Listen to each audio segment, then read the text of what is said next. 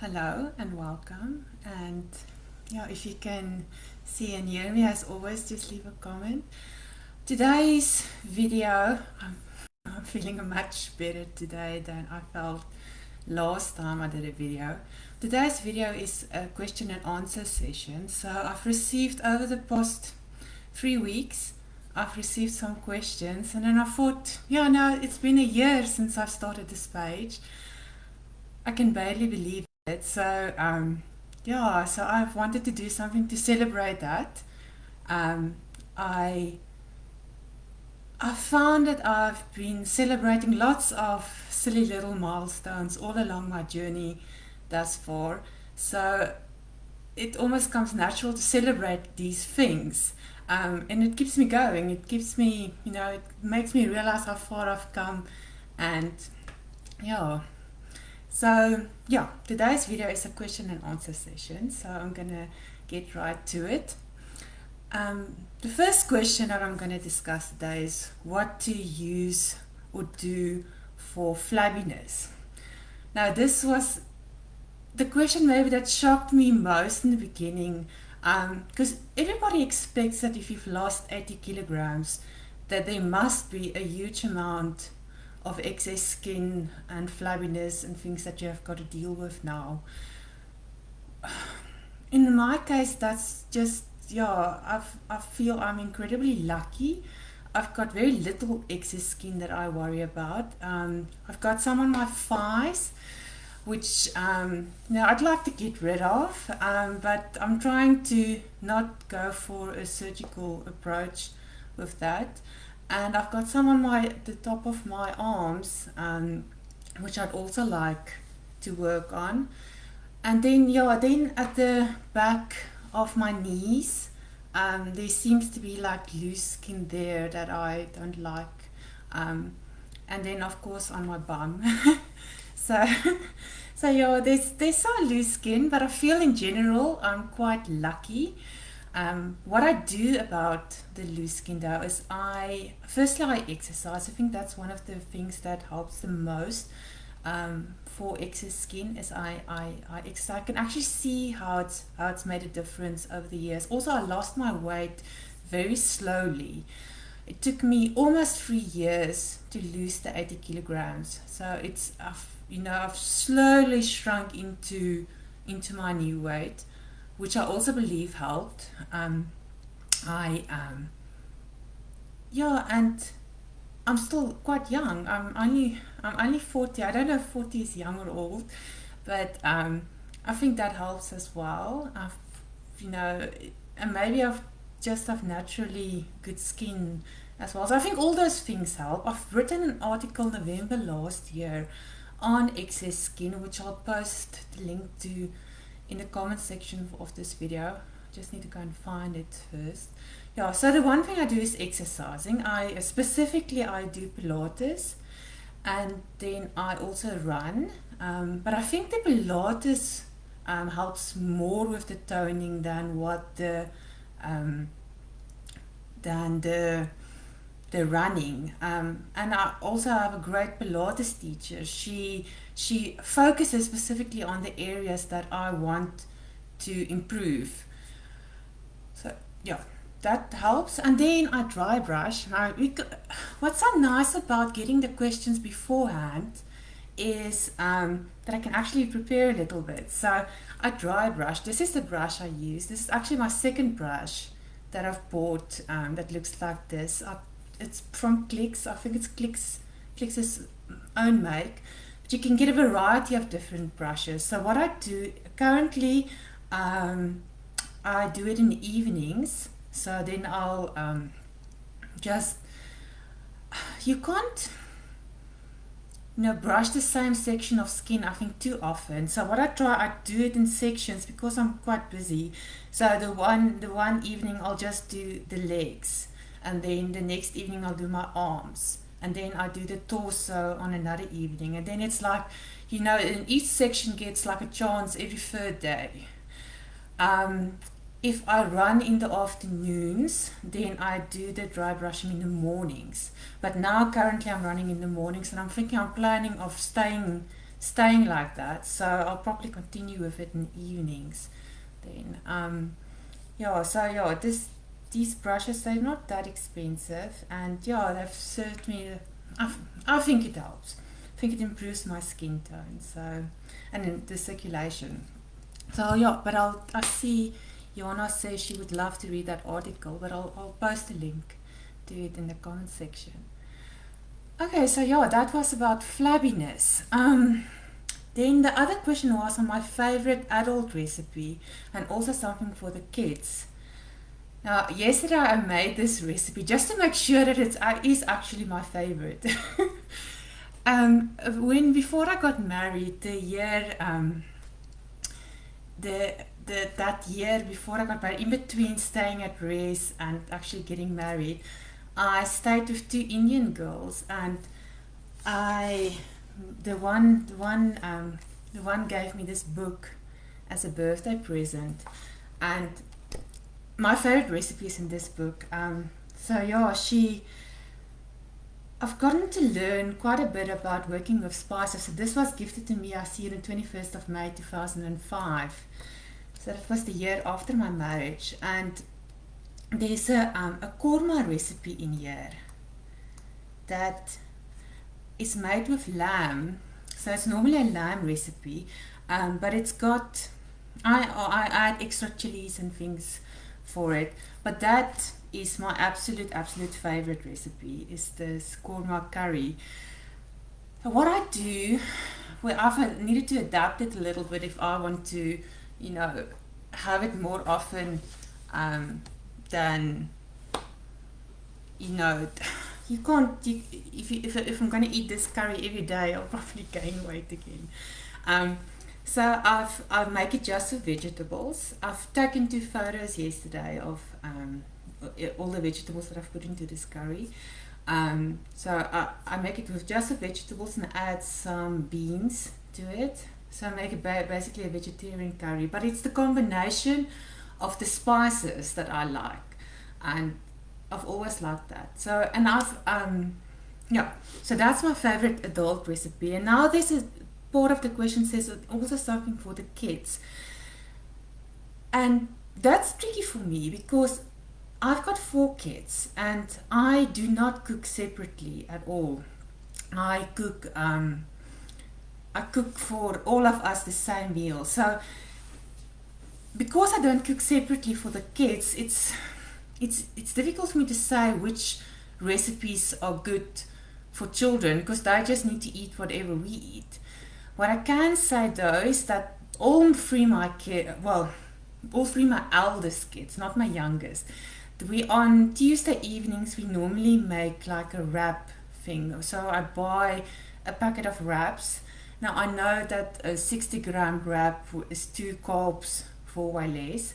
So then I make a wrap and salad and like just a normal savory mince with that. And then I can do their own thing. Then I put out the wraps and the salad and the mince.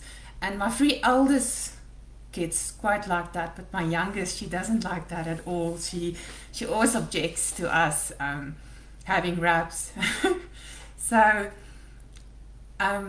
something that all my kids eat is soup, and they'll finish the whole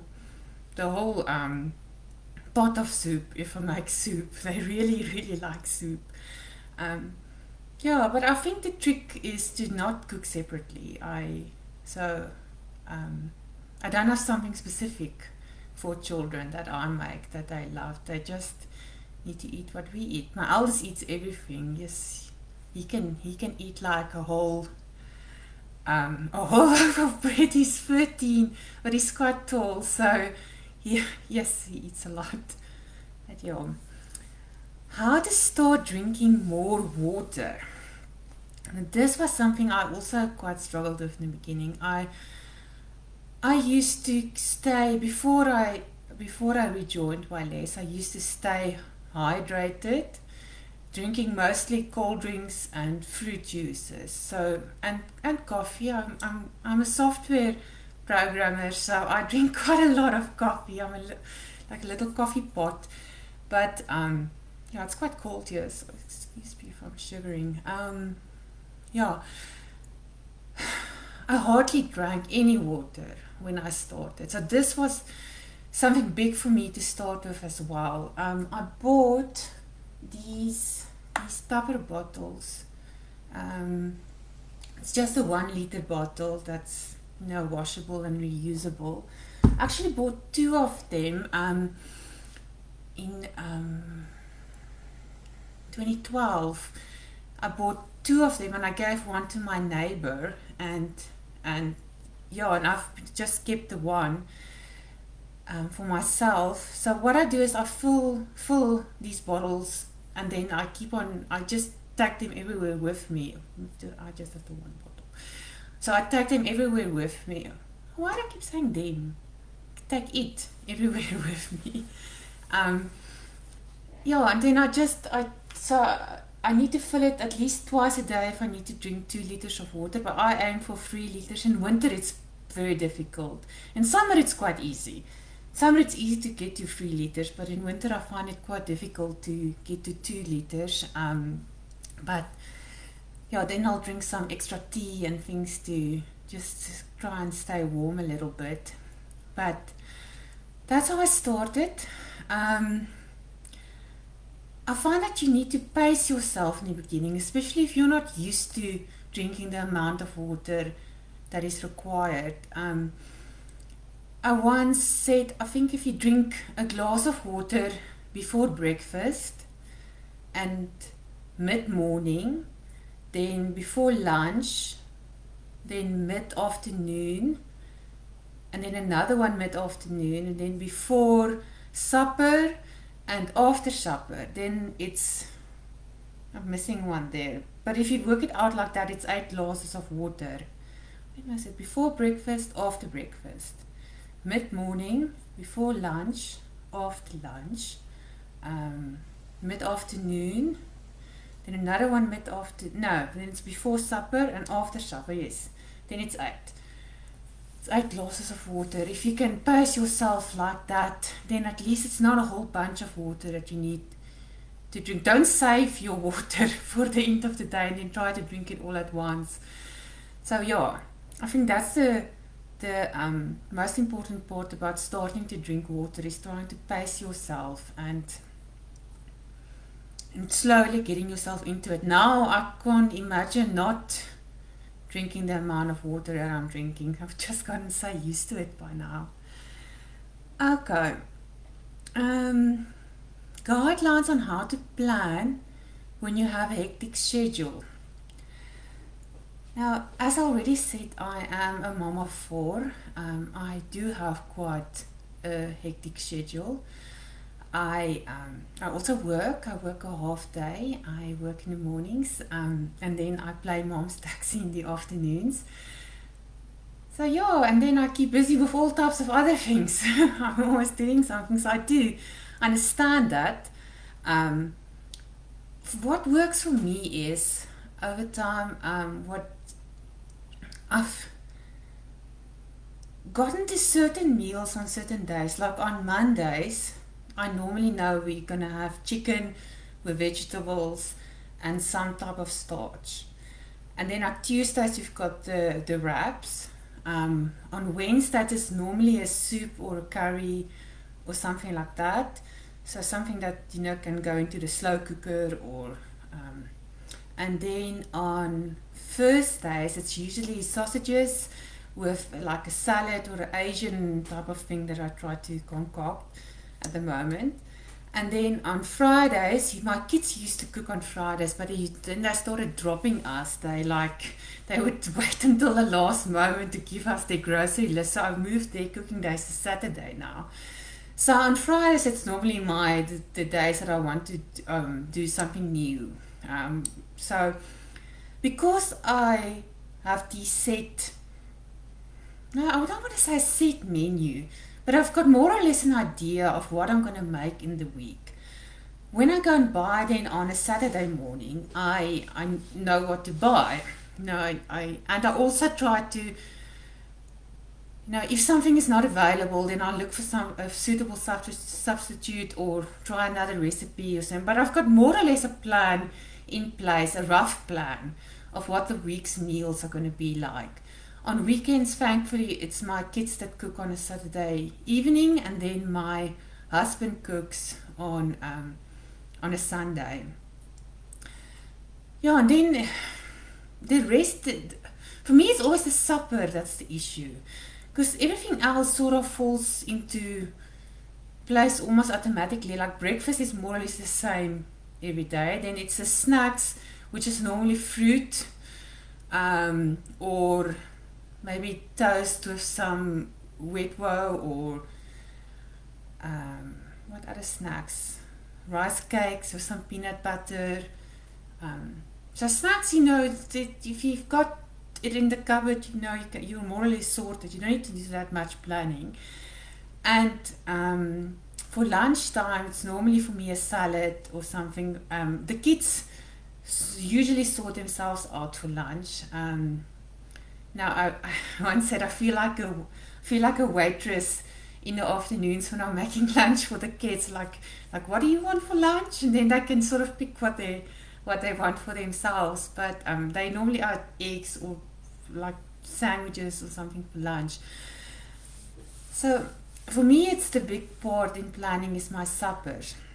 Then what I'll do in the mornings before I start my work day, I go early in the mornings. I get up, and I'm not a morning person at all, but that's my commitment to myself, is to go run in the mornings. So I get up and I go for my run, and then once I'm showered and done, then I normally quickly set out anything that I need for that evening's meal. So if it's a Monday, I usually take out some vegetables that we're going to have with our chicken, and I take out the chicken to start defrosting, and I just put it there, ready for the evening. And then on Tuesdays, I'll take out all the salad ingredients and take out mince for the savory mince. On Wednesdays, then it's normally a whole bunch of vegetables that needs to be chopped up, but I just take it out and just put it there. If there's time, I can still sort of peel and chop up and do things, but usually these last few weeks I've been running late a little bit, and I need to do it once I've stopped working in the afternoons. But normally I try to do all the prep work before I start my work day. On Thursdays, and I normally do the things that we need for our salad that evening. And luckily the sausages I can only take out like just before the time, because they can cook from frozen. And then on Fridays, it's usually whatever new concoction. Friday afternoons I also have a little bit more time. So Friday afternoons I usually don't have that much kids driving around that I need to do. So that's why I can do that on a Friday afternoon. Yeah, and that's how I more or less plan our week. And I think we've just gotten in such a routine that it just feels naturally. It was just getting there that was the story, working our way towards that took time. Okay, and then I just wanted to say that if you have any more questions, then I'll have a look in the comment section. But let's go on with the other questions. Now, the tips for remaining motivated when life is difficult and you can just not seem to stick to the plan. This is probably the question that I get asked the most, is how to stay continuously motivated. I actually had a few versions of this question for today's talk. And it's such a... I was telling my husband as well now, just before this talk, it's such a difficult thing to actually talk about, because I don't believe there is something like continuous motivation. It is impossible for anyone just to remain motivated the entire time.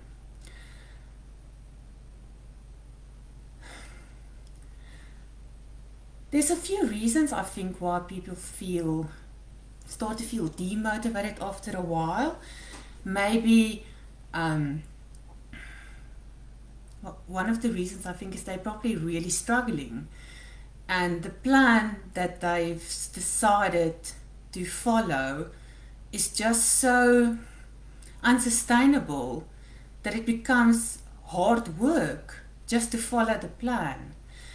And if that is the case, then it's probably best to start looking at something else, something that's maybe a bit easier to follow, maybe a bit more food, um, something that won't leave you hungry. So I think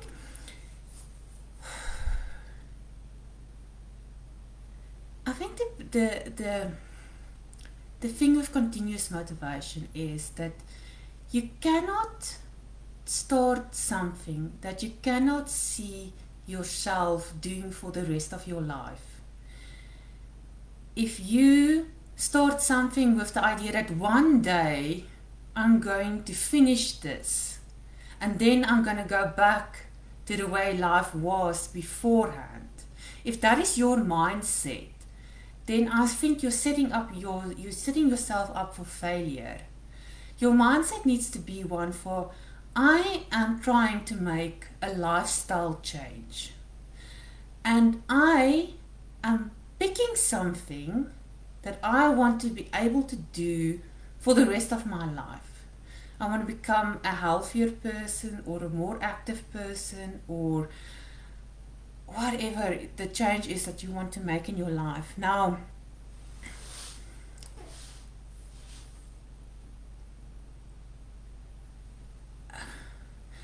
I really think that if you make it with that mindset that I'm picking something that I want to do for the rest of my life, then there isn't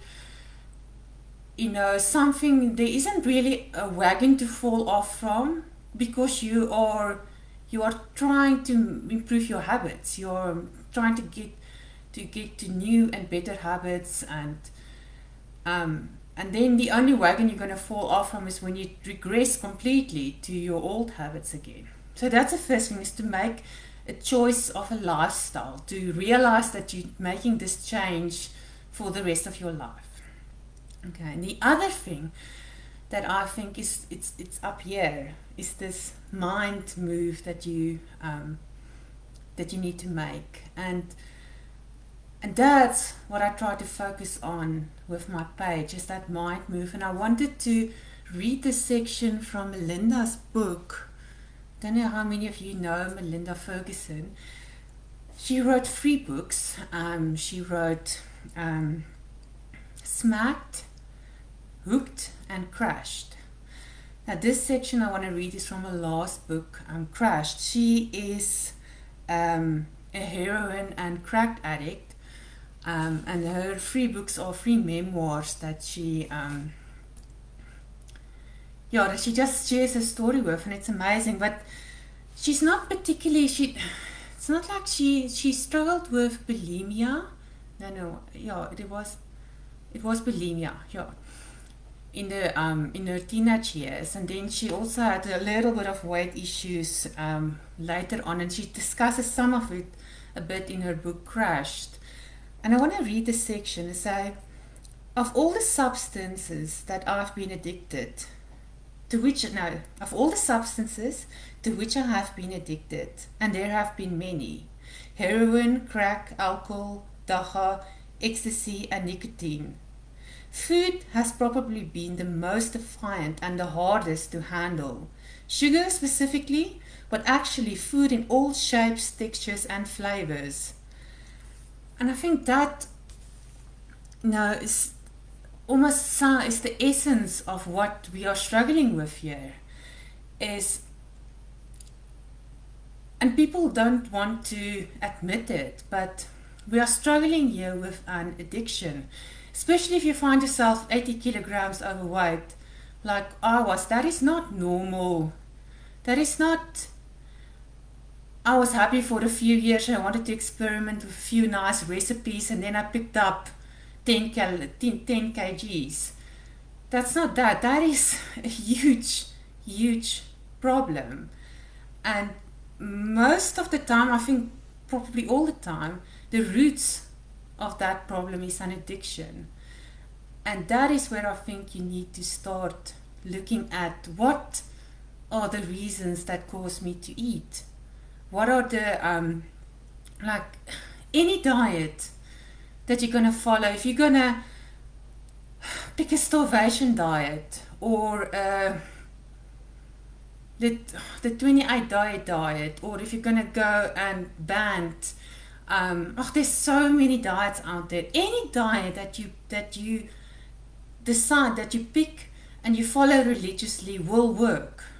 That's not the problem. The problem is, why can you not stick to the diet? Why can't you bring yourself to start following a diet? And I think that is where you need to start looking, and you need to do some introspection and work on yourself and look at your emotions. And and I think that is where the real problem lies with weight gain and weight loss. So yes, so if I say tips for remaining motivated in your diet, it is pick something that's sustainable. Pick something that you beforehand that you know you're going to be able to stick with for the rest of your life. And then the other tip is look at your mental health. Look at the reasons why you struggle to follow a diet. What are the reasons that make you want to get up and go and eat something? Or that make you eat while you are watching television or mindlessly. Look at those mental reasons and those emotional reasons and work on those, because you need the good eating plan and the knowledge of how to eat properly. That's one part of it, but the emotional part is just as important, if not more important than that. And that was the questions that I had for today. Let me see if there was more questions. Okay.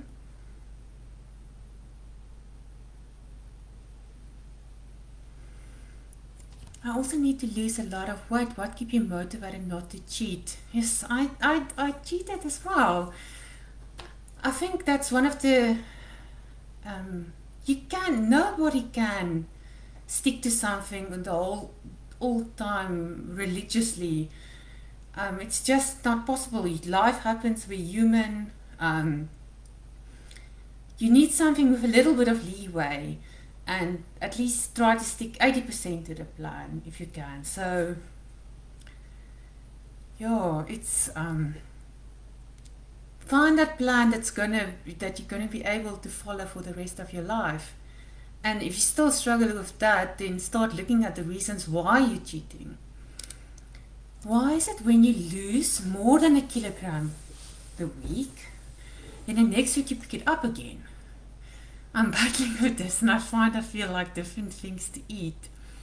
Okay, firstly, I don't know why those kilograms keep coming back. Maybe you felt like you needed to celebrate a little bit after that kilogram. I don't know.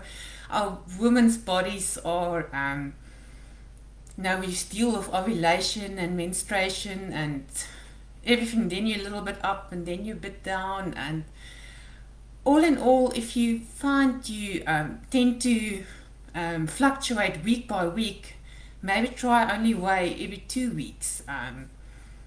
Or something like that you don't become demotivated with that scale moving.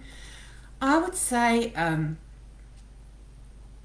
have a video on fighting the fear of regaining, that you need to remember that if you follow your healthy eating program and your exercising program, if you try to live the healthiest life that you know how to live, it will always be to your benefit. Even if the 1 week you're a little bit up, or if you know you've tried your best and you followed it as good as you could, it will be to your benefit. Eventually it will show on the scale again. Just don't lose faith, because if you give up, then there's no chance of that becoming better again. If you are an emotional eater, what can we do to control this? Figure out the reasons why you are an emotional eater. That's the very best that you can do for yourself. Just try to find out what are the reasons that cause you to emotionally eat. Because every one of those reasons have a root cause. Something somewhere in your life is causing that type of reaction. And go and search for those root causes. Go and see someone if you need to.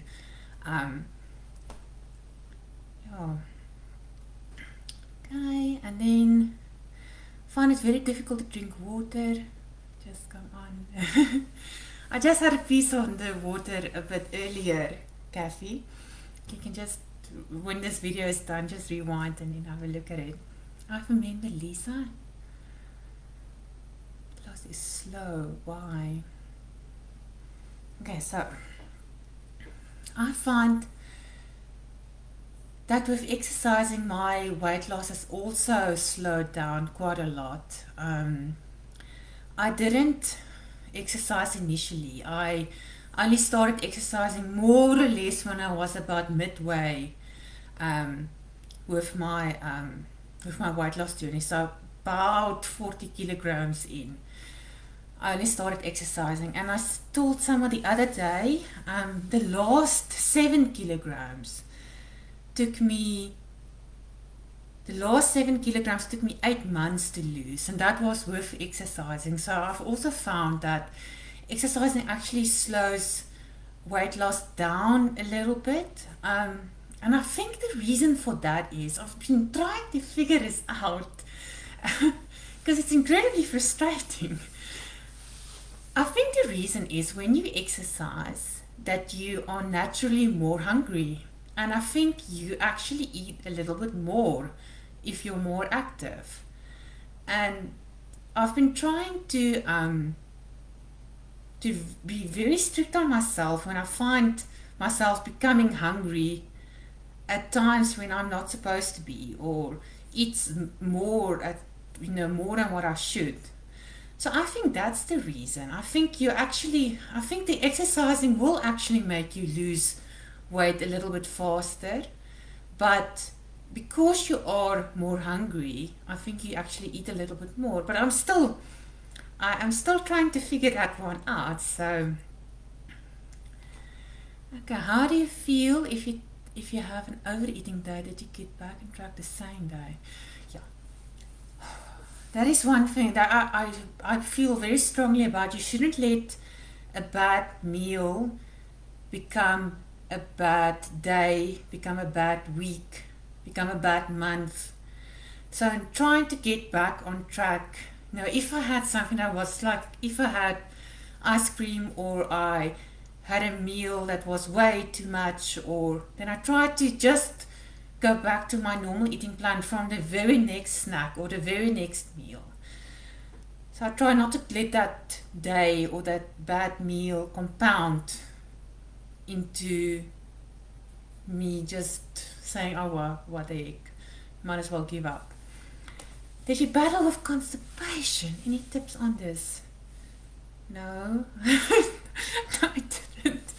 I think if you the trick of constipation is always, if I remember from when my children struggled with it, is fiber and water.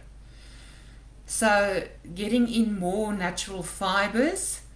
So for my kids, it was always like, man, what's that thing called again? Like getting something like a high fiber bran, or some more, because there's soluble fiber and the fiber that doesn't dissolve. You need to have a combination of those two. So it was always fiber and making sure you have enough water. That should help with constipation. It is. They say it is important to join a group to help to stay motivated. Yeah, that's now very way less comment to make, but it is important to not be alone. Not everybody can necessarily join YLS and be part of a group, but nobody needs to do this alone.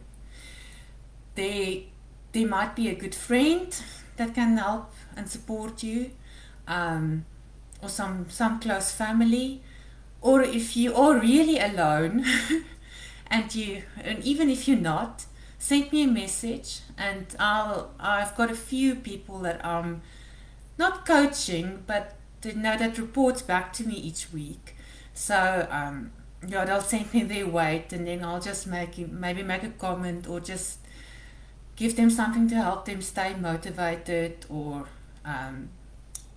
just so that they feel they're not alone. So I think it's important just to realize, surround yourself with a support system. Yeah, I think that's all the questions. Yeah, see, there was this was a long session. Yeah, thank you for sending in questions, and I hope I've answered them sufficiently. You guys must have a good afternoon and a great rest of the weekend. Well, bye.